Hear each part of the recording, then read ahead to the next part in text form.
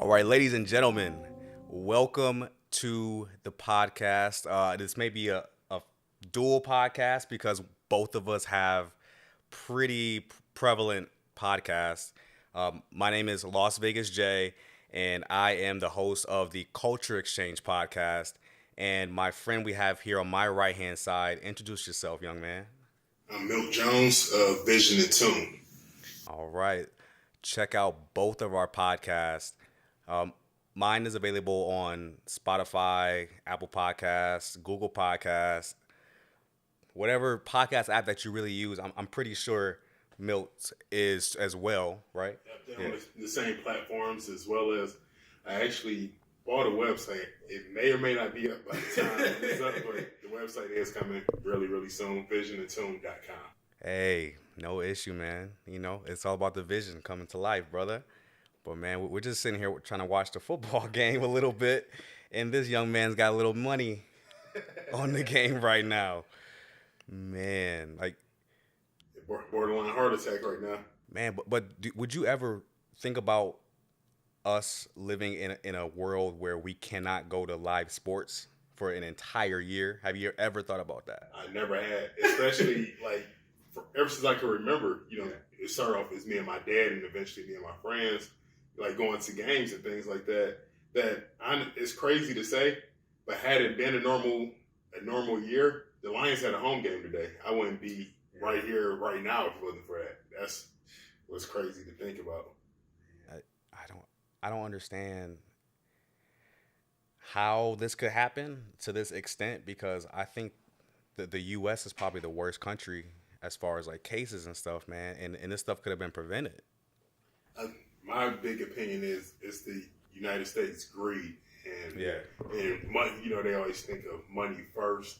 I think that's why it hit the U.S. so much harder than it did a lot of countries. If we would have just shut things down fully like we should have originally, I don't think it would be as bad. Now, not to say it wouldn't be bad because it still would, but it wouldn't be as bad. And even when you look at now the new surges and things like that, and you had a president that didn't take it serious for forever until it was election time. But oh man, don't even get me started, brother. Don't even get me started. I'm trying to keep like politics out of it, but like politics eventually get involved in it because it's going to affect your everyday life, man. Damn, man. So for the people that don't know who we are, we and how we met, we actually are from the state of Michigan, from the city of Metro Detroit, a little city called Southfield. So Milt and we actually met in high school. However, we have a very like a lot closer family tie, right? Yeah. It's been like from birth pretty much because my auntie Gloria, she has been in my life since I could first remember anything. Like she has been here since the start. And tell the people who this lady is. That's my aunt, my mom's big sister. Yeah. She's the oldest of my grandmother's kids, and also she's also my godmother. Yeah, it's a beautiful thing, man, because life comes full circle and you never know who you're gonna meet. You never know who you're gonna catch up with down the road in life, and that's why I always try to preach that people just respect each other no matter what they think or or what their beliefs are and what they look like, because each of us, we're gonna be a completely different person in the future. Like 5 years from now, we're gonna be completely different people, physically, mentally, emotionally. So I always say respect that. So respect every person you try to come in contact with because you never know who you're going to meet in the future. Maybe that same person that you were just holding the door open for, and maybe your wife. You never know. Maybe your husband. Exactly, man. So everything comes full circle. Yeah, and I want to kind of delve into the changes that have been happening since high school because each of us, we look completely different. I just say tell people it's a buzz cut, man. They be like, "Oh, are you going bald?" I'm like, "Yeah, that's why I cut it this low." But there's no shame in going bald because it happens to millions of men around the planet. So, I don't know if you feel comfortable talking about this, but with the way that you physically look now, you look a lot better than you used to back in high school. Can you kind of elaborate on what took place for that change to happen with you? It was definitely mindset more than anything.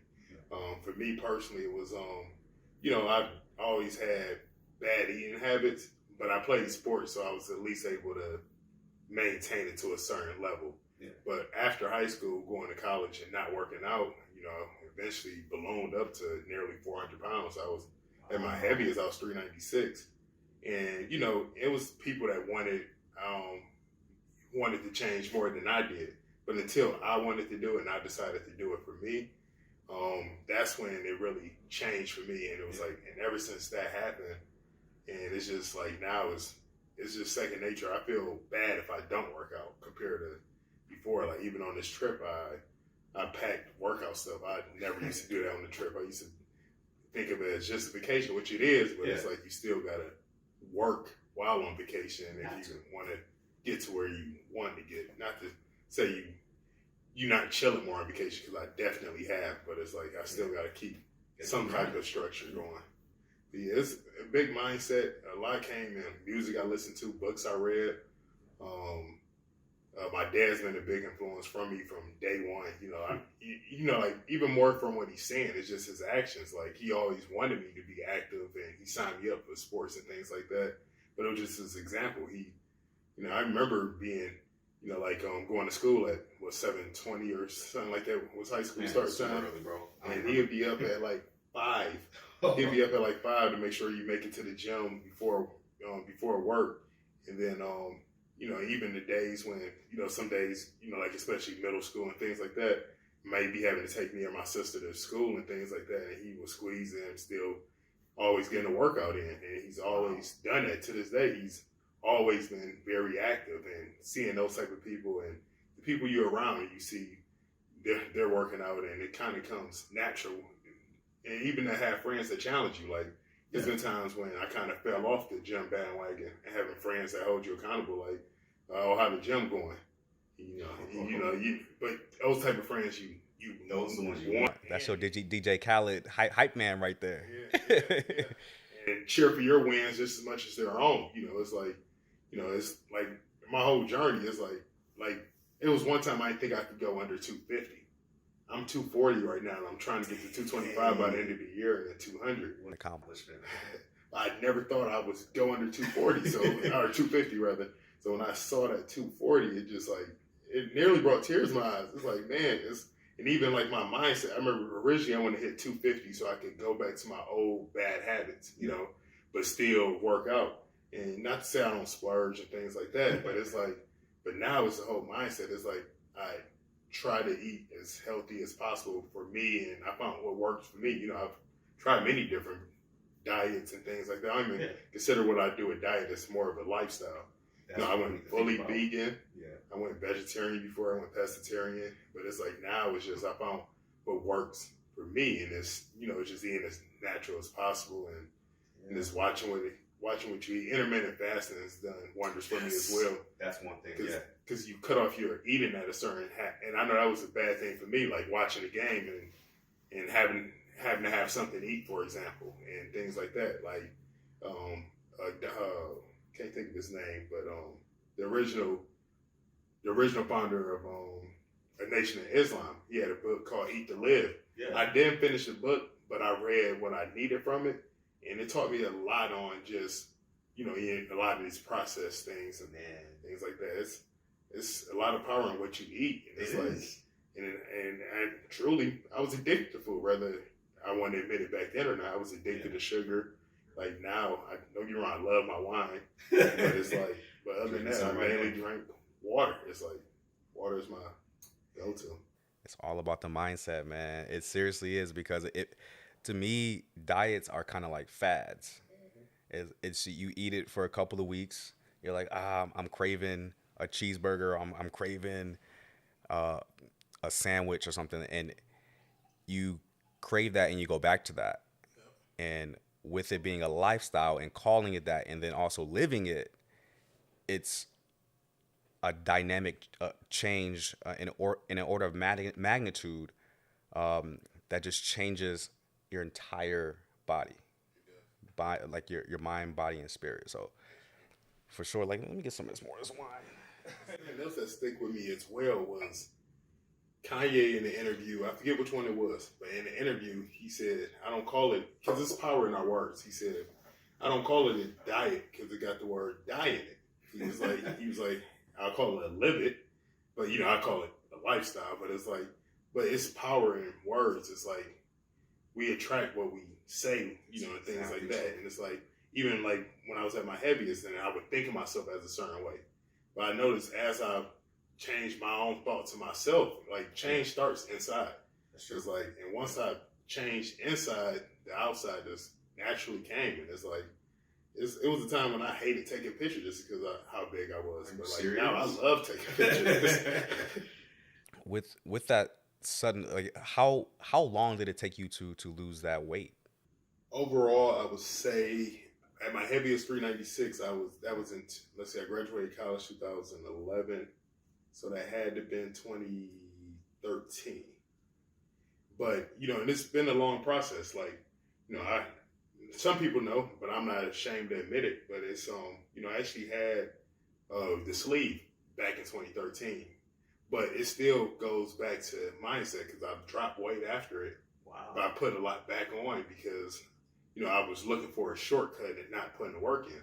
Okay. So, from there, I got down to probably about 300-ish, maybe even a little under. That's so good, yeah. And then I got back up eventually to like 330 before I really, and then that's when I say the real time when I really went after it, I was about 333, and that was 2018. It was the year my grandmother passed. And it was like that year, though, it really put me, in a weird way, it really put me on the right track, though, because it really, because our family had dealt with so much death at that point.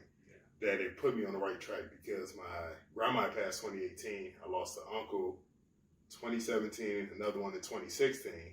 And then just really looking at things, I was like, if I keep going down the path that I'm on, I'm, like I don't have kids yet, but it's, you start thinking about things like that. Like I want to see my kids live for them. Yeah. And it changed how I did things. It's like, you got to prepare for your kids before they're here, and that's just, even when it comes to your finances, saving, things like expensive. That. Yeah, they are. You got to be prepared for it.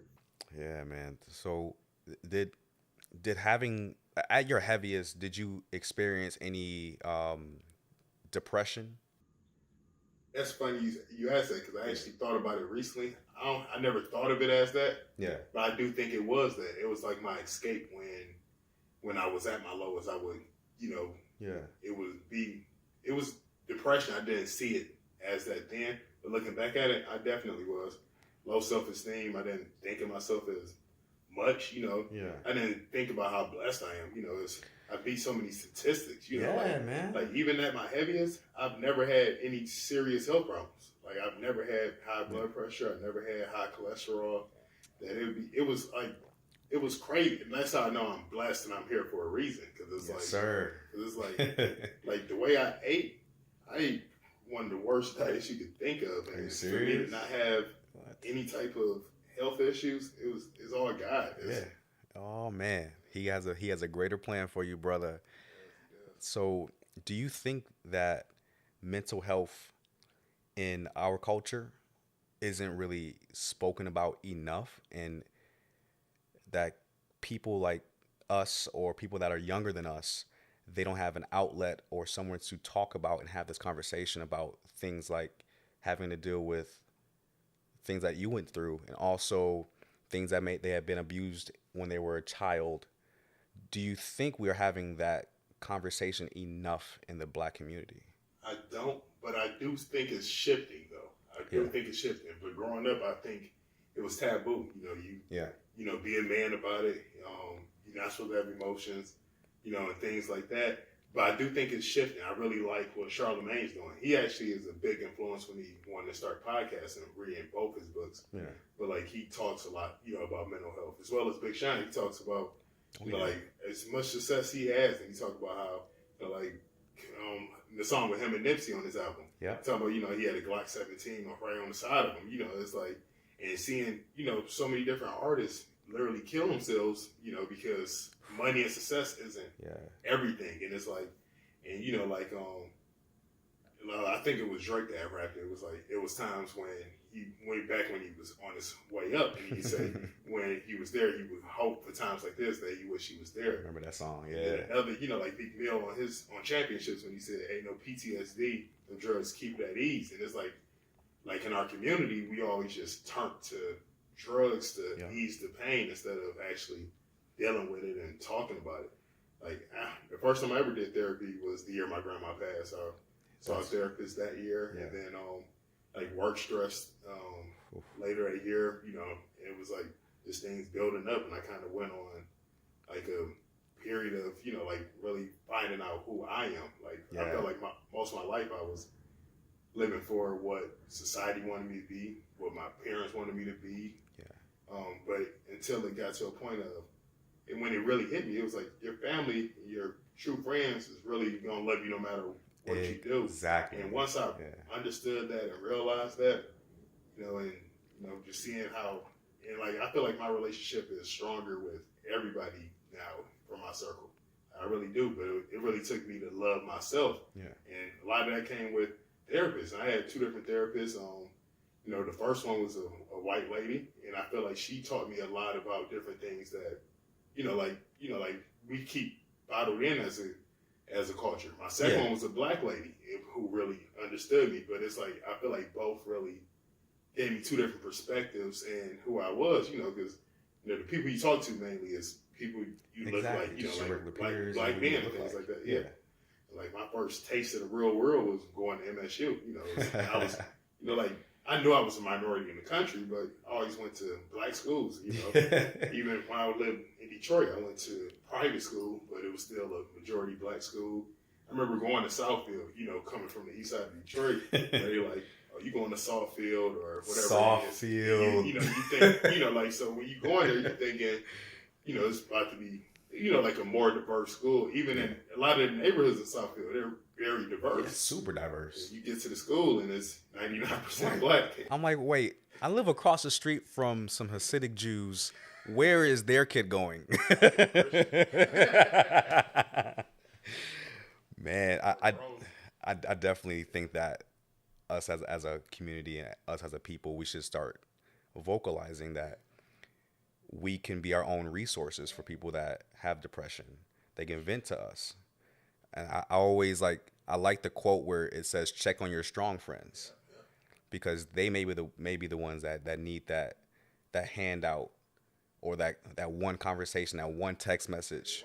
To change their whole life. I've heard stories of guys that were about to commit suicide, and they get a text from a friend saying, "Hey, how are you doing?" And that saved their life. And it just starts with a conversation.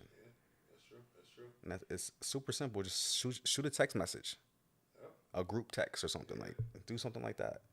That's what I love about my friend circle as well. You always see the memes, like if your friends is only talking about whatever it is, you need a new circle of friends. Don't get me wrong, me and my friends, we do talk about stupid stuff as well.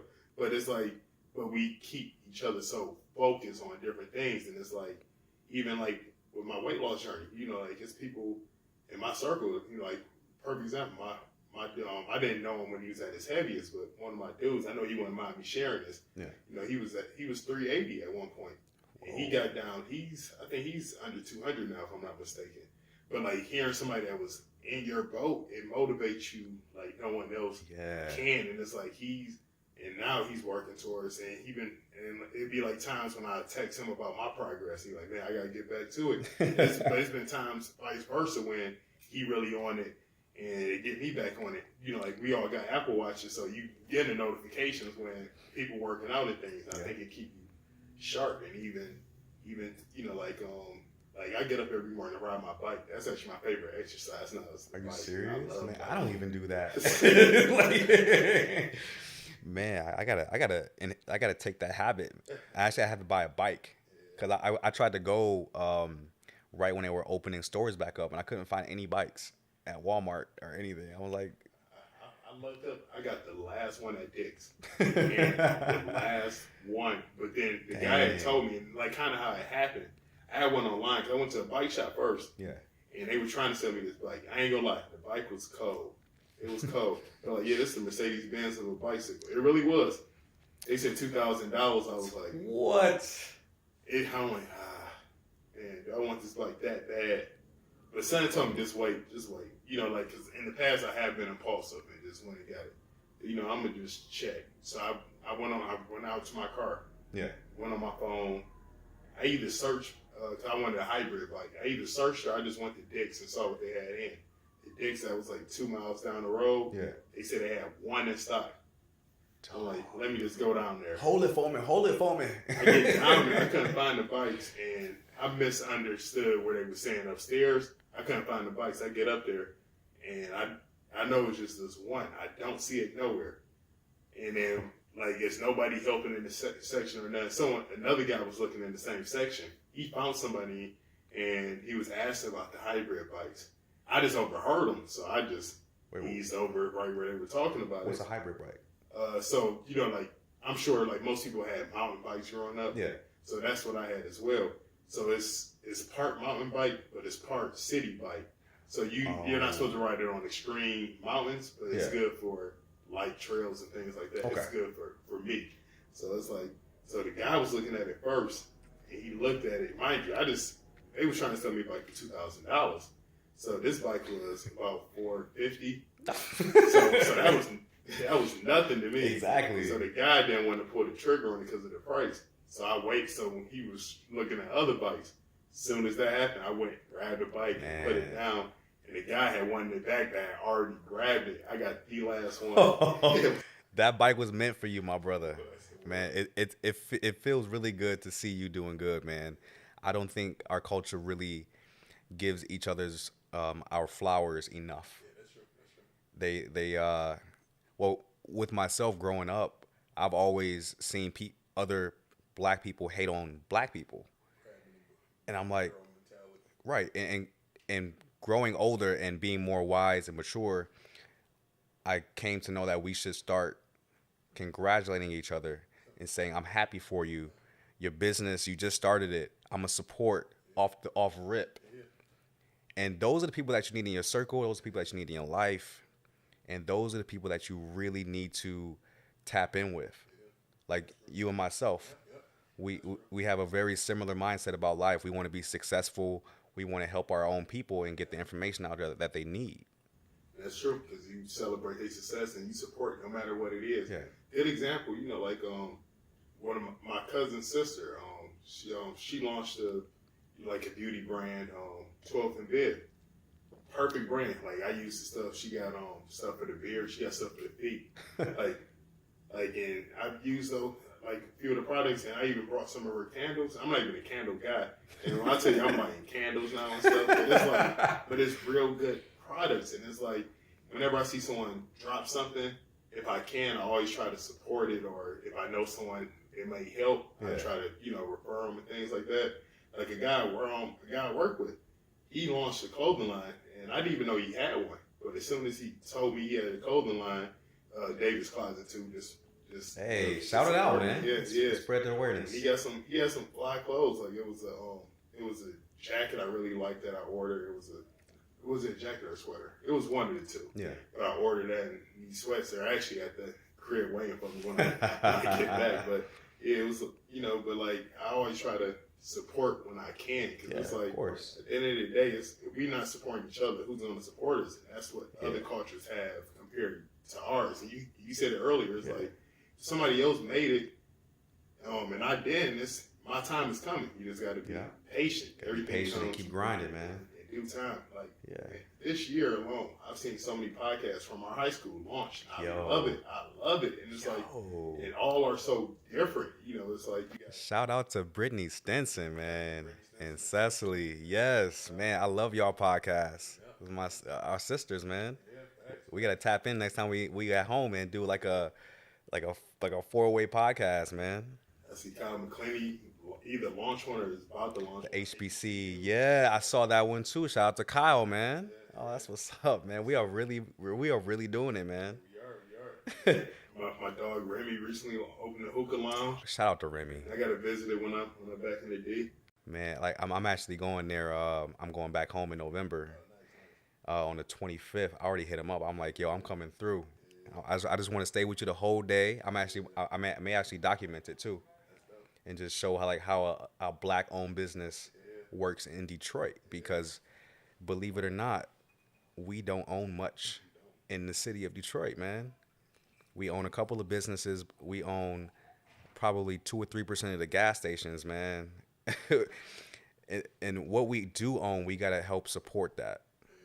Yeah. I'm a huge believer. And what's fire about Remy's situation Yeah. was like I remember when he was first talking about doing it. It came about so quick, at least on my end. I don't know what he was. He probably been working on this for years. Yeah, for But the parts that I know about, he first wanted one location. It didn't happen, but that didn't knock him down. He went, got the second location, and you talking about when he secured the location. I only think it was like 2 months after that, and then launched. It's like it happened quick. Like like he was telling me about it just in like April or May or something like that. Yeah. And and it's doing good. And and it's like I know it's been some things like said on social media and things, but at the end of the day, his business is booming. It's like, and I'm really happy.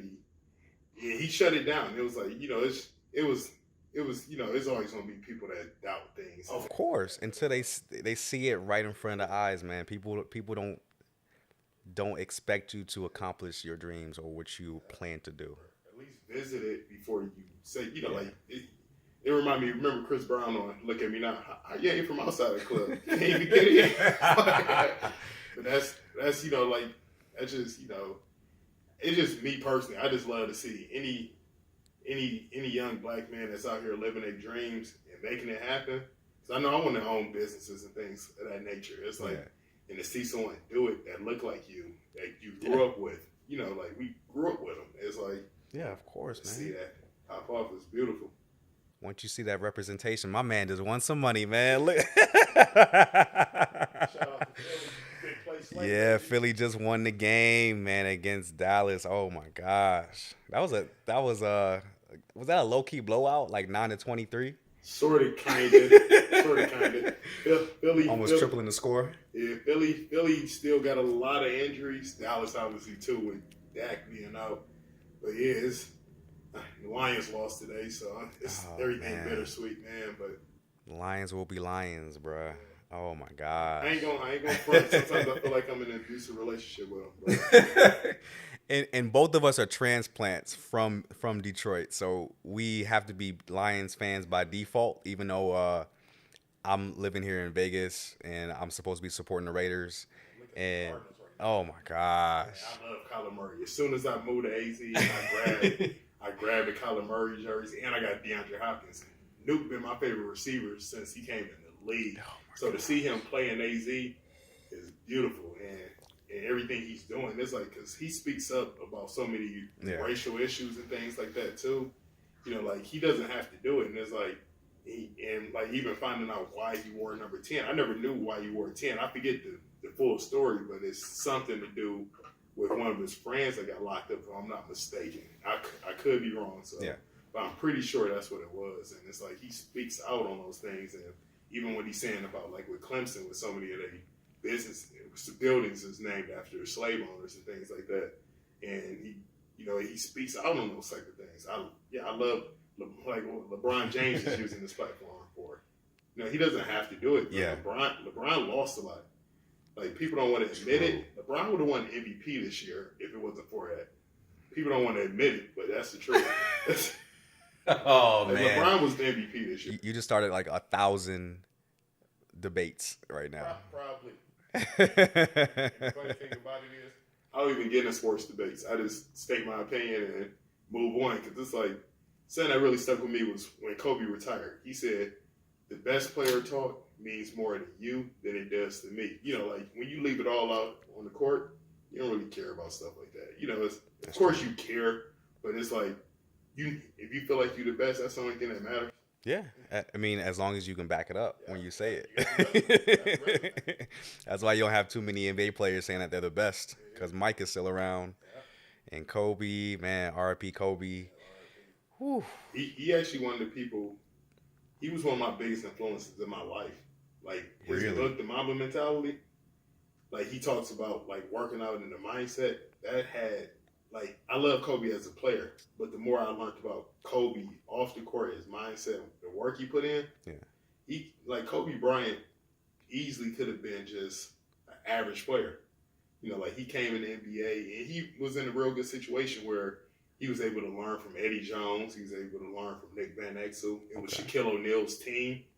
You know, like, and the pressure wasn't on him. He had a dad that was in the NBA, but he still lived up to the hype. You know, he exceeded a lot of things. What an amazing human being that guy was, man. Oh, and he was a father and a husband first and foremost. You know, he had his shortcomings as any man being a human being, you already flawed. Yeah, but he made up for it and more. Like he really made a big stand for women basketball, honestly. And Gigi didn't even get to where she would have got to. Like we know she was going to the WNBA. Have you seen the pay disparities with the WNBA and the NBA? I almost said the NWA. they got an increase, which I know they appreciate it, but it's like, but it's one of those things. I ain't gonna act like I'm a lot better in that regard because I'm not. Because it's like I don't know many women players. I'm not gonna act like I'm above it. True, like Lisa Leslie and I know Skylar Diggins because she was everybody Sue knows Bird. her. Oh yeah, Sue Bird. Shout out to her. She got engaged this weekend, I believe it was. Really? Shout out to Sue Bird. You probably never gonna hear this podcast, but if you do, shout out to you. Shout out to Phoenix Mercury. Dude. But it's some solid girls. I remember, like, I think that's what really killed my interest in WNBA too. Yeah. Detroit Shock were so good, and then they moved to Tulsa. So it was like we didn't have a hometown team to really rap. Yeah. I used to actually enjoy going to games, like when the Shock won and Swing Cash was like. I used to really rock with Swing Cash. Swing Cash, yes. Deanna Nolan, like he's one of the best, man. I forget Cheryl Ford. I was about to say Carl Malone. Right? Cheryl Ford. They had a squad when Rick Mahorn and Lance Beer was coaching them. They could have really made some out of that team, man. They could have. Oh. They moved to Tulsa, and I think they moved to Dallas now. They're not the Shock no more. But what's funny, the team that used to be the Shock, that's who Skylar Diggins either plays for or used to play for. Which is crazy. So it's like but to think, like, if they didn't leave Detroit, she would have been playing in the D. I've always been pondering this idea, man. What if they just made one basketball league and they had men and women playing on the same team against each other? Do you think that would work? Or, like, what would be the shortfall and the shortcomings of that idea? Oh, that's actually a great question. I honestly never thought of it. I do know the NBA, not a full league. Yeah. But I do know, I like what the NBA are progressive because they would do like the 3-on-3 challenges and things like that. Yeah. It'd be a legend, an NBA player and a WNBA player. I do like that they do that, but to do a full season, especially with the way the records and stuff are set, it would be tough because, you know, like, men are just naturally stronger than women, so it'd be like... I mean, like, women will be guarding women.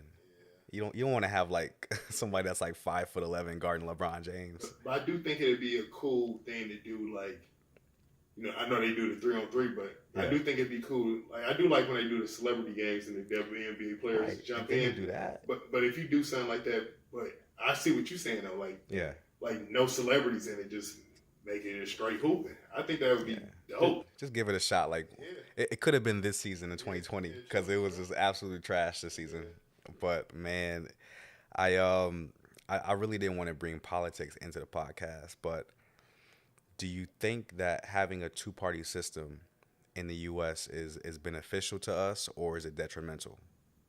That's a great question. I don't think it's a good thing. Mm-hmm. The reason why I say that is, especially, and when I say this, it's the reason why I say this is I feel like a lot of times, especially, I actually like what Puffy is doing right now. I saw that he's doing like a black party movement. Because it's like we've been giving our vote so long just on the strength, and I'm not saying to vote Republican or anything like that. Yeah, we're neutral here. Yeah. It's just my thing is, what happened to earning someone's vote instead of expecting it? That's all I'm saying. It's like you keep giving us, the same candidate and things like that. Like, I don't know if a lot of people haven't seen the movie Fahrenheit 11/9.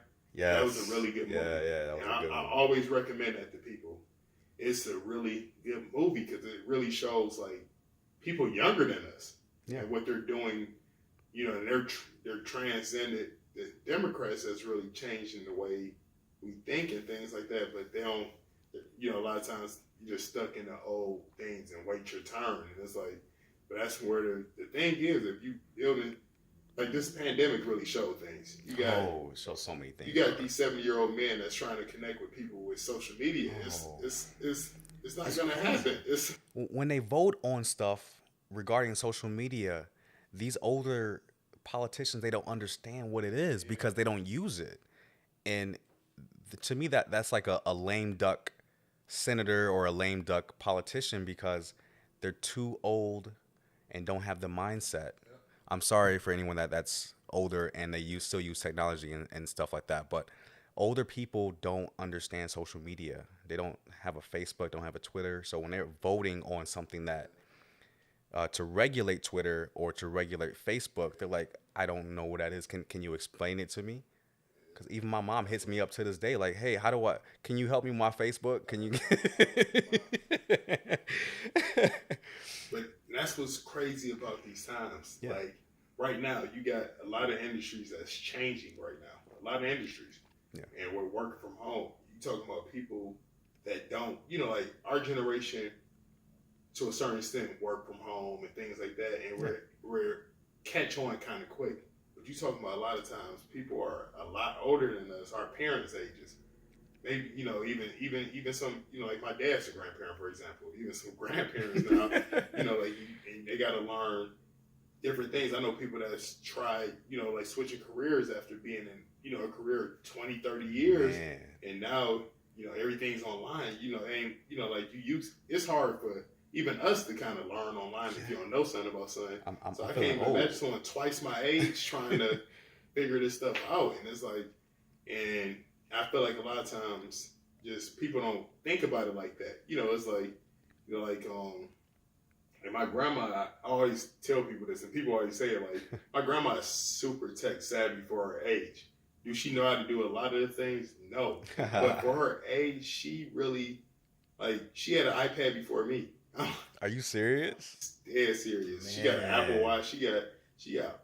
Talk about that marketing on the Apple side, man. They make you buy the same phone every year.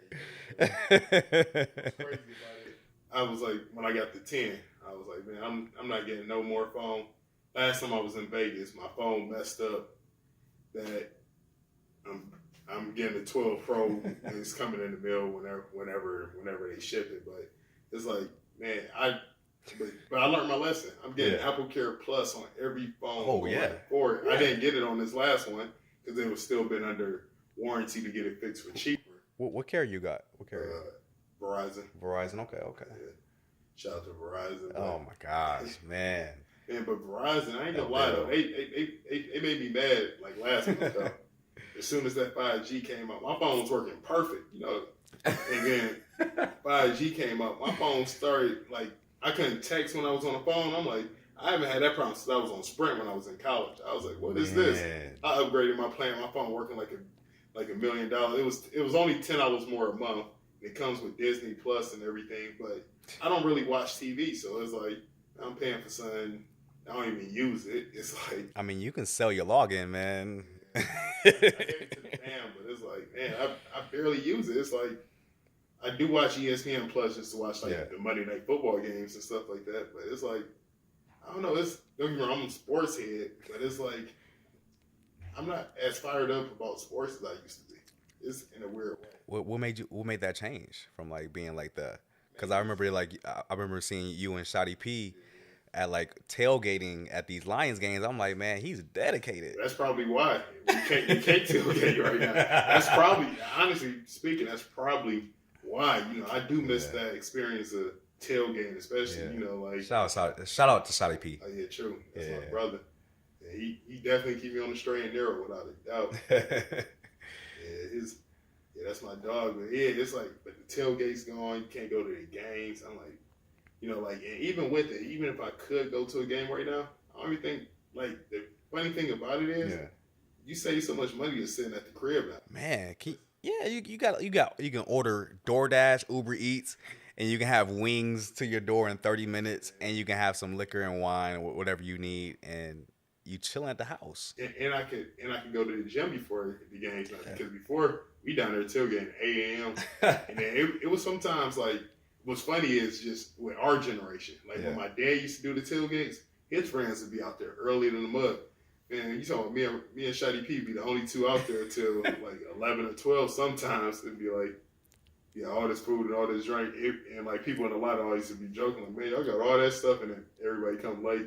But we used to tailgate after the game though, so that used to be because you're gonna be sitting in traffic anyway, so you might as well just enjoy your time because traffic getting from downtown, man, no matter what freeway you take, downtown Detroit has what is it, like two freeways, 375 and Lodge. 75 which turned to 375, and then the Lodge take you there. 94 do too. Okay, when 94 you west or east, and it's still traffic. We got 3 freeways going from downtown out to the suburbs and cities, and it's still crazy traffic, man.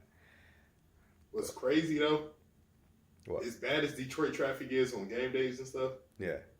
I didn't think traffic was. Well, not even talking about like LA and New York traffic. Of course, they're monsters. But Arizona traffic on game days was, well, even on normal Y'all got days. traffic over there? Because AZ's one of those cities. A lot of the freeways are relatively new too. It was a time when it was like. Y'all got the flat, like the smoothest roads I've ever driven on. But with AZ, it's like because where the Cardinals play, for example. They're in Glendale, so that's the West Valley. So coming back east is a mess, and then the Suns, they play in Phoenix, they play downtown.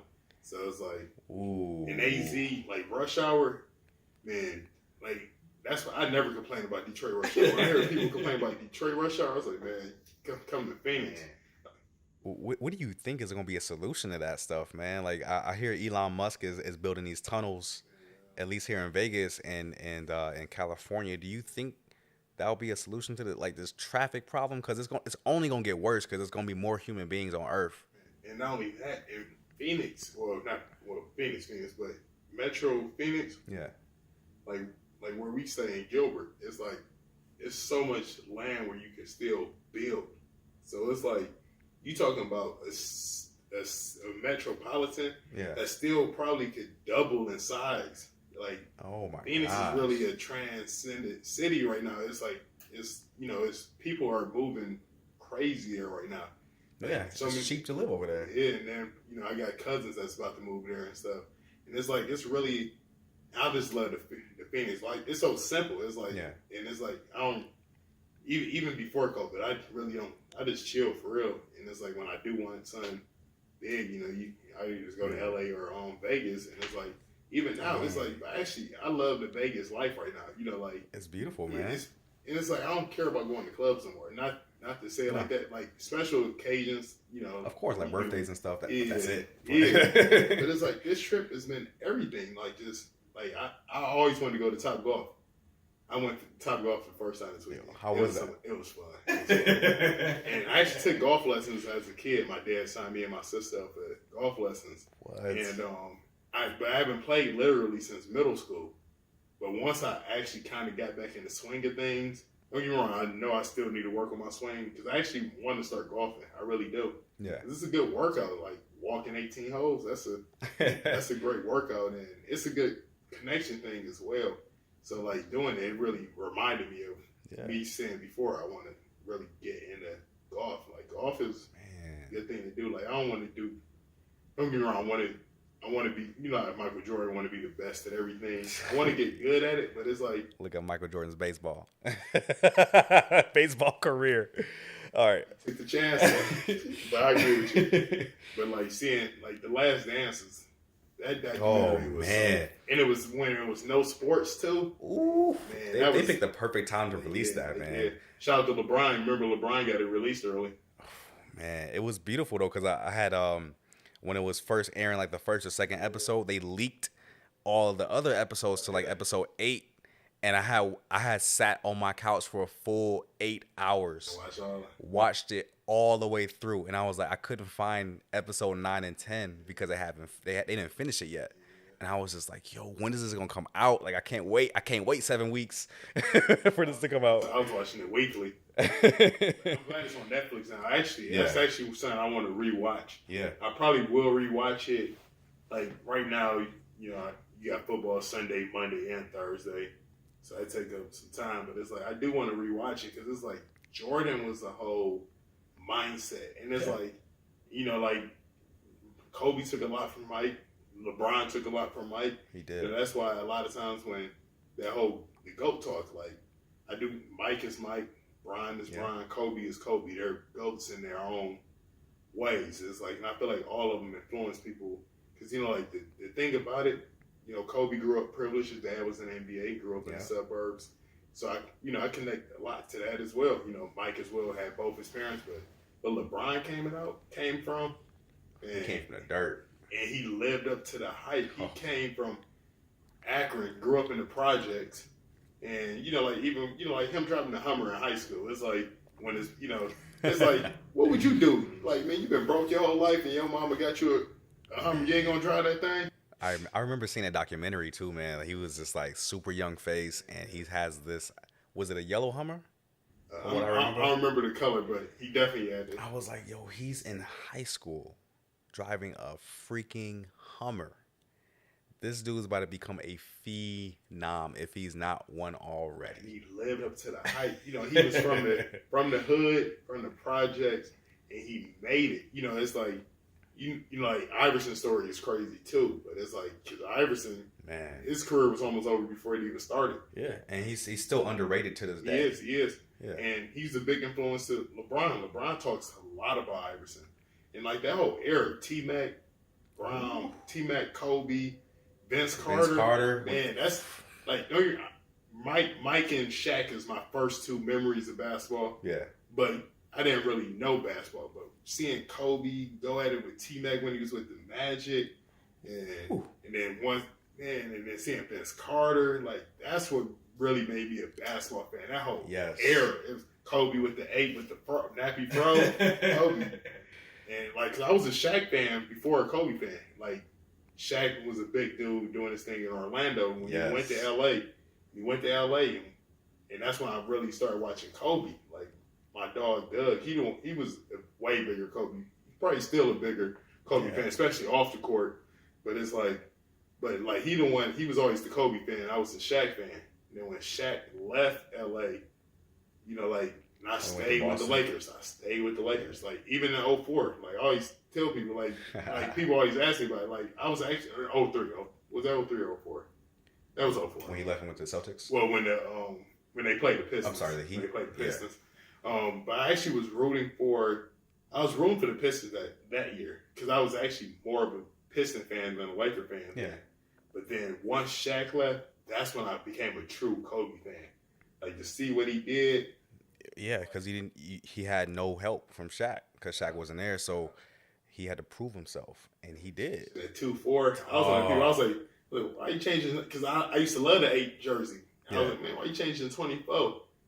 That's when he became a true leader. That's when he became the Black Mamba. Yeah. He had to change it, and it's like, and he spent 10 years as 8, 10 years as 24, and the stats were so similar from beginning of his career to his after. The only thing that hurt me about Kobe is if he didn't tear his Achilles, he would have had a longer run. I think so as well, man. Like, he was playing some of the best basketball of his life when it happened. But D'Antoni should have saved Kobe from himself. You know how coaches stand up to a player? Yeah. Because Kobe ran himself to the ground, you know, when he tore his Achilles because of the minutes. That's what it takes to be the GOAT, though. Yeah, he does. He wouldn't be Kobe if it didn't happen that way. And then he came back from it. He was never the same player, but he came back from it. That's It's kind of that championship mentality, like when Jordan had the flu game. He still went out there and played with the flu, bro. Like, when I saw that on The Last Dance, I was like, yo, he legit had the flu. Like, it was no joke, and he was saying that it was really, really bad, and he still played through it. Yep. Then with Cole, really stuck with me with Cole was with the whole Achilles, because he did a documentary on it. I think it was on ESPN. Yeah. And he talked about it in interviews too. He said right after he did it, like, he still embracing, like, man, I just tore my Achilles. Like, that ended Charles Barkley's career, ended a lot of careers. Yeah.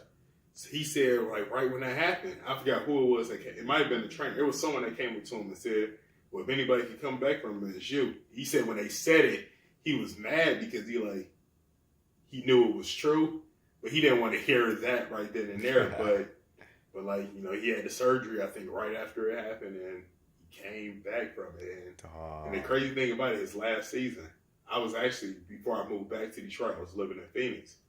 I saw him play in Phoenix. So his last game in Phoenix, I saw it, they won. But then, me and my dog, Doug, we had rolled out to L.A. The ticket price was crazy because it was his last year. Of course. So we went to a Clippers game instead.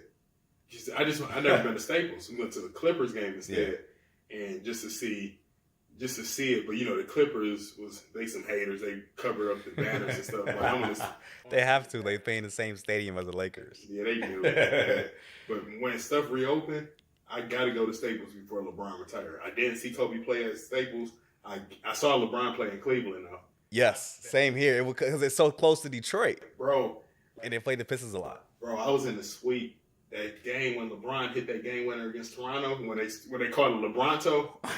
I was at that game when he hit that shot. Me and my dog Boog was at that game, bro. It was Cinco de Mayo. Is it Cinco de Mayo or Cinco de Mayo? Mayo. Yeah. And we was at that game. And I remember we came back, we had came back that night, and downtown was slapping because it was Cinco. It was like, but we were so tired because we was at the game. Man, that was the craziest. I've been to so many games in my life. That was the craziest game when LeBron hit that shot. And I remember they interviewed, I think it was Tristan after the game. No, it was Jeff Green. He was like, man, I'm at a loss for words. Like, and he said he the best. He said it. He was like, man, he the best. What can you really do, man? Like, you can't hide real talent like that. You can't like push that down. And to see how Cleveland played the next year, the same team minus LeBron. I forgot who it was that said it on the NFL show. It's the same way with seeing the Patriots this year without Tom Brady. They got the same team that they got without Tom Brady. And it's not a shot at Cam Newton. I think Cam is actually a great quarterback. Man. It's just they got him no help. And it's like, and Cam isn't Tom Brady. It's just. Shout out to yogurt commercials. It's just, they got him no help. Like, they didn't sign out one receiver. Nope. They didn't sign out one running back. They didn't improve the offensive line.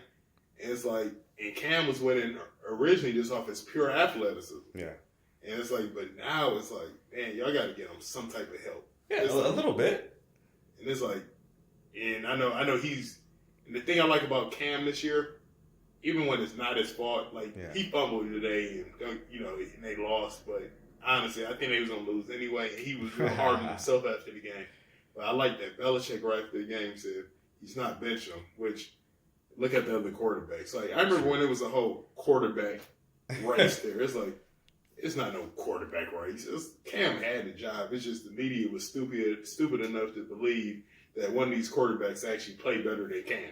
Like, let's be honest. That's not gonna happen. For real, man. Like, Cam been hurt the last 2 years. It's like he finally was able to heal last year when he just, the Panthers were bad, so he was able to sit like a lot of the season. Damn, man. What do you think is going to happen next season with sports? Do you think that they're going to start allowing people into the stadiums finally? Well, some of them are allowing, like Philly. They allow 10% of their capacity. I think their capacity is 75,000, so they allow 7. I think it said 7,500 during the game. I wonder if they got the food stalls and stuff open. That's a good question. I'm like, I'm not going to a game if I can't get food. I forgot which team it is. One of the teams that allow fans. Somewhere in Texas, believe Kansas City do as well. But one of them, they're only doing orders to their seats. Like, that's smart, dog. That's like Postmates to you. if I'm at a game, I love like how much time you spend waiting in line for concessions and stuff like A that. lot of time, especially like during like timeouts or halftime. Like you'll miss a part of the third quarter if you go when start at halftime. Especially some of how the stadium's designed. Yeah. Like, You gotta like, walk I all love the way Ford Field. around. I love Ford Field. But Ford Field, you would be in line for concessions forever. The thing I used to like Shotty PhD for the bathroom, he had found like one of the ones with the shorter lines that nobody would know. So that wasn't that bad. And you can kind of time the bathroom because you knew with the bathroom that if you go like after a drive, you're gonna wait in line. But if you go right before it, you're fine. But with concessions, no matter when you go, it's you wait. Yeah. You can pay $15 for a little slice of Little Caesars pizza. You still gotta wait in line for it. That's what I did like about the Palace. Like my dad used to have season tickets for the Palace as well. And the seats we sat in, you could order from your seats. That saves so much time. I think every stadium should do that. How have you been to the new Piston Stadium, the Little Caesars Arena? I went to the inaugural game. How is it on the inside? Because I haven't seen it yet. It's a hockey arena, is my opinion. It's a hockey arena, and Okay. the Pistons just play there. But the way the seats are, if you in certain levels, it reminds me of Joe Louis with, like you don't really get that much. But if you get seats like behind the bench and things like that, the seats are really nice. But but it's nice inside. They got different bars in there. They got it's real nice for concerts. I actually saw J. Cole perform there. Whoa. The KOD tour. Whoa, that man. I think that was the last. I was talking to my sister about that earlier. It was like like one of those memes that was like the last artist you saw live is someone you had to be quarantined with. I had to remember. I went to a lot of concerts that year. The last one I went to was, I'm pretty sure it was J. Cole. Yeah. Because it was either him or Chris Brown, but I think it was him because it was about to be winter and it was inside. I remember Chris Brown's was outside, so it had to have been the summer. And I actually when he was out here for the KOD tour, I think either Young Thug or he was in jail. Oh, I forgot about that. Yeah, and he wasn't able to appear. I was like, bro, like why would I pay all this money to see this sign that says Young Thug will not be here tonight? And I'm like, I love J. Cole, but it would have been so much more hype if Young Thug was there and doing his couple of one-hit songs. It was Cole's show, but Thug was the artist that went I would have came last before Cole. Yeah, and Thug put on a crazy show. I can only Cole's imagine. energy is so fire. Like because I can only imagine like Young Thug's energy or like his stage presence is more like Travis Scott. Yeah, I was just about to say that. I promise you. Travis Scott live. Do you know what made me a Travis Scott fan? What? I saw Rihanna in Phoenix years ago. Yeah. Like I had bought my sister tickets for, it was either a birthday or Christmas, and we went to the Rihanna tour. And I knew Antidote, but I didn't know Travis Scott yet. He went out there and performed like everybody in the crowd rocked with him. And when I saw his energy, and then I heard 3500, I didn't know that was a song. I did not know it was a song. I got on Travis later. Yeah. And it was like, when I heard 3500, I thought it was Future's song. I'm like, oh, that's his song? And then he went out there and the crowd it was a Rihanna crowd. Not to say it like that, but it wasn't his crowd. He performed like everybody in the crowd was for him. He performed jumping around and everything. The crowd was just standing there. It made me, by the end, I'm standing up rocking with him. I'm like, man, I rock with dog. And then my boy Bug had put me. He was telling me about Travis for a minute. I went back. That's when I listened to what was his first album? Rodeo. Yep. I listened to Rodeo. Yeah, Rodeo. It's gonna be an unpopular opinion, but my favorite album from those Birds in the Trap Scene. Like I love that album. Really? That album was Coordinate. That's my favorite song. I like that. That's Coordinate my favorite too. song that he dropped. Oh, that's your favorite song, period, from him? He dropped. Okay. Yeah, I rock with that album. I like 90210. Yeah, that one's fire too. That one's fire too. Song with K-Dot on that album was fire too. Goosebumps. Yes, Goosebumps was one of his really good hits, man. Oh, like when I really became a Travis fan was like way before Sicko Mode and like that mainstream stuff that he has out now. Astro World. Oh, that's my favorite album of all time, man. Album? And the documentary Oh that he yeah, did on on Netflix. Netflix. Oh my gosh, that solidified. I'm like, man, this dude is dope. What's your favorite song on Astro World? Oh man, can I say all of them? I let it stop trying to be God. That's my song. I like that too, man. I like what is that? What's one of the later tracks, man? NC-17 fire too. NC-17. I agree though. That whole album fire. It's like you can listen. Travis haven't missed yet. I like the track number 1. I forgot what it's called. The whistle, yeah. like, and it's like. And Travis as a producer, What is that song? Jay-Z's Crown. You know Travis. Yeah. I know he was featuring. I think he produced it as well. But Travis was recently or not recently. I just recently saw the clip. Yeah. And I'm talking about Jay-Z in the studio. And he was real. He was like, he just thought Jay-Z was like, I'm a huge Jay fan. But he was saying how he wasn't a huge Jay fan. He said he went in there and he was like, man, Jay just started rapping. He like just do it like that. And he was but like Travis, I love his work. Like he's one of those guys. Yeah. He works so. He's crazy. a perfectionist. Like, yeah, he is. Like Kanye is like a perfectionist too, but he's just like, I want this to sound like this.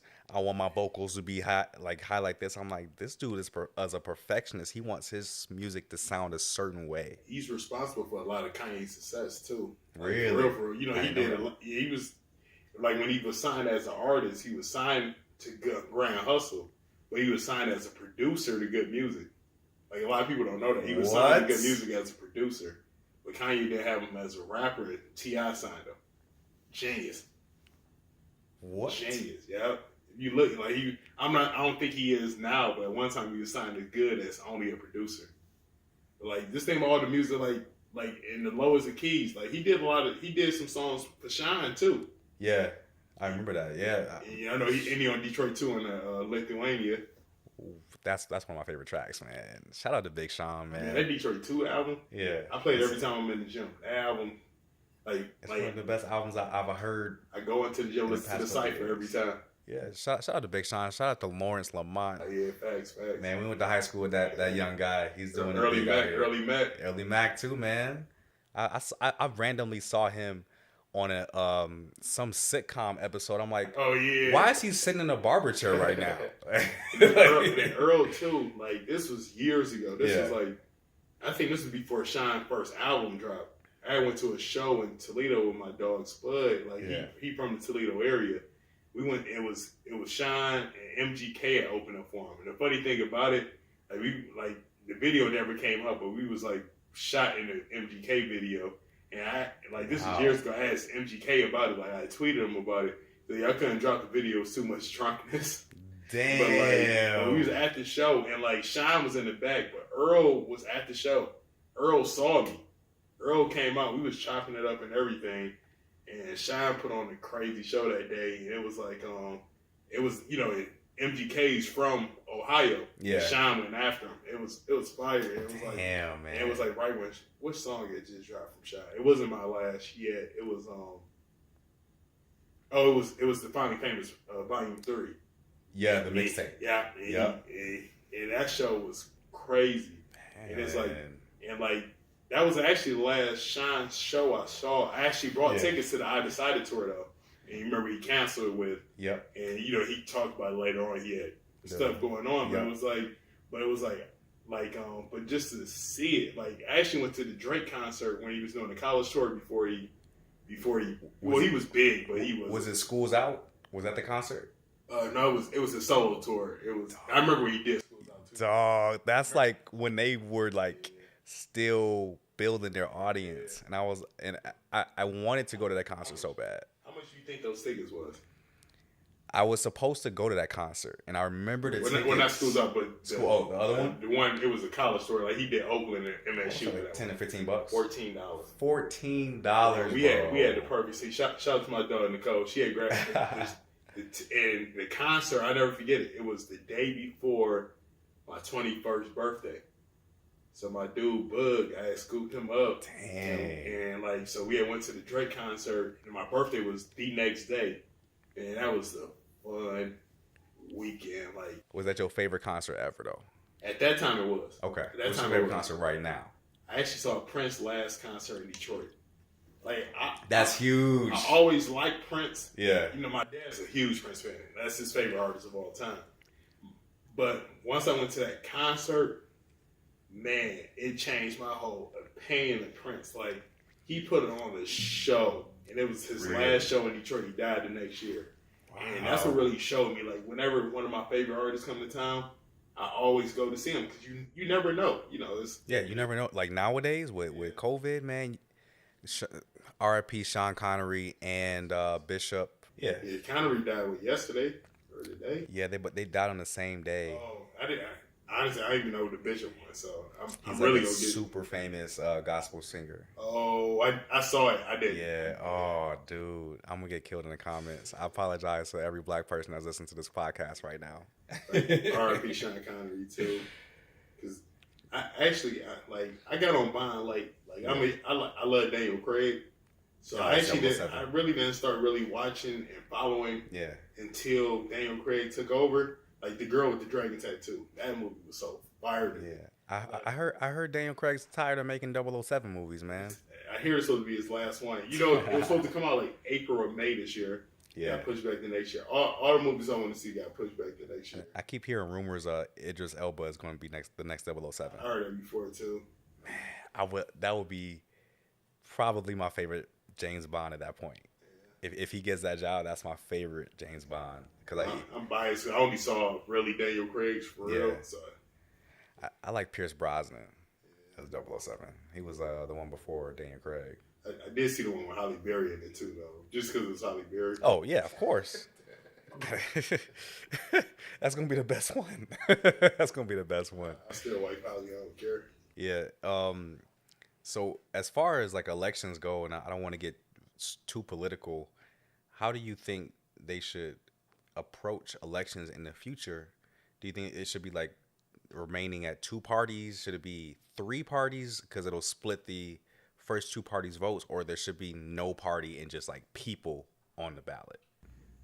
That's a great question. If I had to answer, I would say like everyone independent. Yeah. But there's too much money involved for it to happen that way. Yeah. So I think it should be more parties. That's why I do like what Puffy's doing or trying to do with getting a party for us, by us. Yeah. I do like that. And with it is, but you and I both know is it all comes down to support. Because at the end of the day, if you don't have enough support with it, the only thing you're gonna do is hurt more than exactly. So like I really don't think it's a right answer. I do think the beautiful thing, not to say every election isn't important, because the other elections are actually more important than the president. But it's like I do think we need to take this time to evaluate those type of things. And, I've been pondering this crazy idea, right? So I watch The Masked Singer, right? Mm-hmm. Yeah, have you ever seen it? I haven't seen it, but I know what it is. I was thinking that if they just get all of the candidates together and put them in like these Masked Singer outfits and like change their voices, and they just talk about what they're going to do for the United States and the people and what their policies are without you knowing who they are. And they should base the election on that type of decision instead of, oh my gosh, he's black. Oh my gosh, he's white. Oh my God, he's a celebrity. Right, he's a celebrity. Like, he's on Celebrity Apprentice. It makes more sense that way because you get to hear each candidate for what they believe in and what their policies are. And you can make your decision not based on what they look like or who they are or what they sound like. It's all objective and on their policies. And I mean, I know it'll never happen, but I would say it's a good idea just to try it out for one election, and they can pick somebody. They may pick somebody that they don't like, but their policies will be good. That would kill the election right away. Yeah, but I do agree with you. I do think that's a good idea.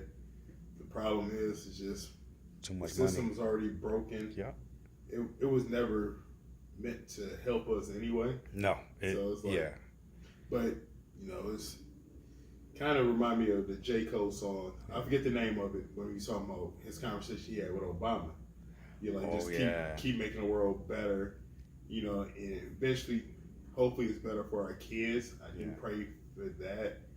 But it's definitely is some crazy times. You know, we 2 days away from the election. Yeah, you know, by the time the episode come out, the election would have already passed. So yeah.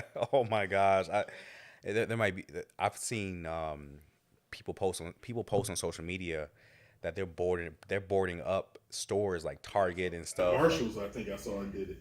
That's crazy. Over there, that I don't think that's ever happened. I can remember for Ever. an election. Over an election.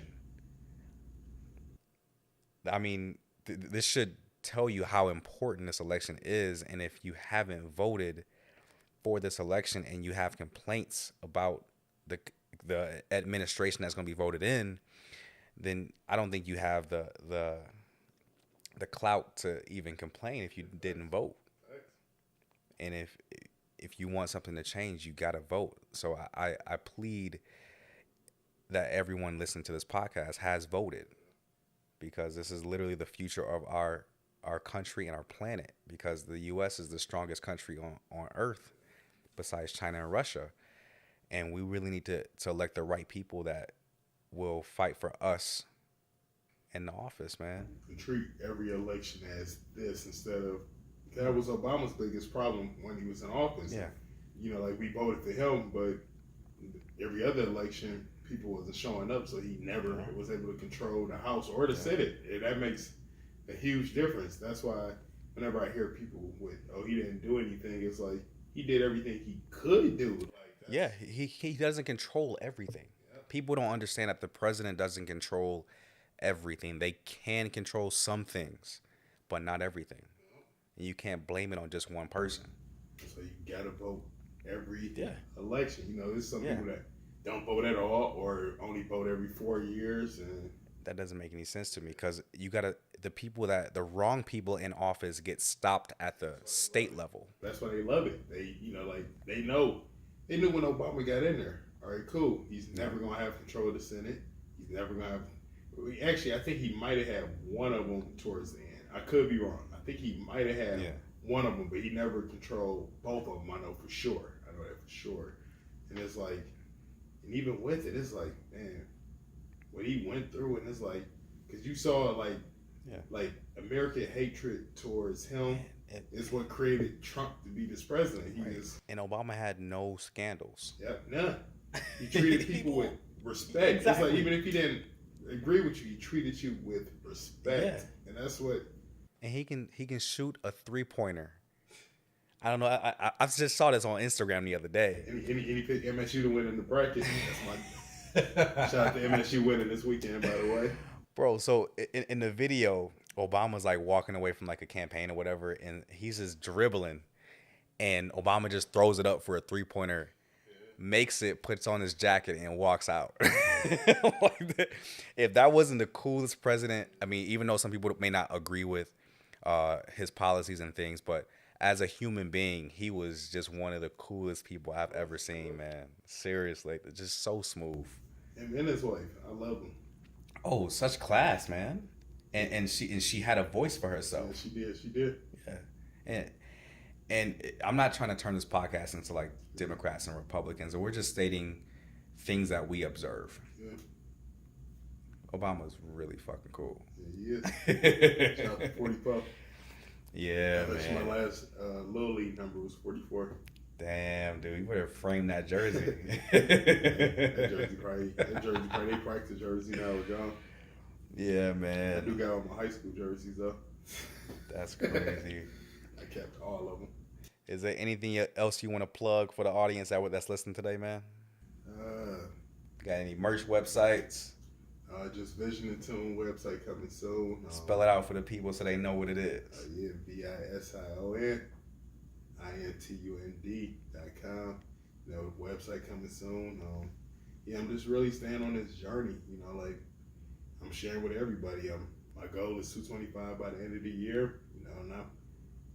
Anybody can hold me accountable for it because I'm going for it. Let's go for it. 200 next year. We gonna hold him to it. Yeah, hold me to it. Yes, sir. Everybody get weekly texts from me. Oh yeah, go for it. Like 50 say, get rich or die trying. I'm gonna go after all these goals. True that, man. I'm just here. I just want to plug my YouTube channel, Las Vegas J. It's the city of Las Vegas, and the J is spelled out Jay. It is not the letter. But I also have a website as well, LasVegasJay.com. You can purchase merch there from my YouTube channel. And also, if you happen to do deliveries for food services like DoorDash, Postmates, and Grubhub, subscribe to me on YouTube. I do videos of that. That was my fire too. Yeah, in my Tesla Model S. So subscribe to that as well. Man, it has been a great conversation, bro. Yeah, for sure, for sure. Yeah, I love it, man. I love this podcast, and I appreciate everybody listening. More to come soon. Of course, because he is just a stone's throw away in Arizona. So, but to peace out, guys. Thank you so much for listening. My name is Las Vegas J, and we have Milt Jones in the building. Everybody stay safe. All right, y'all. Thank you so much. Peace.